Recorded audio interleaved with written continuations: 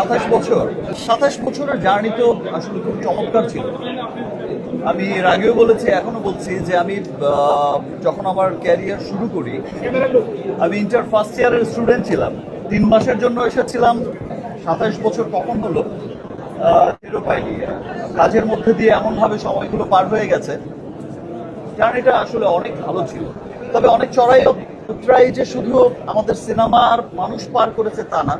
বিভিন্ন সময় দেশের বিভিন্ন ক্রাইসিস থাকে, বিভিন্ন কারণে আমাদের পুরো দেশই পিছিয়ে যায়, আবার তার মধ্য দিয়ে সিনেমাকে আমরা সবাই একত্রিত হয়ে যার যার সক্ষমতা দিয়ে আমরা চেষ্টা করি এগিয়ে নিতে।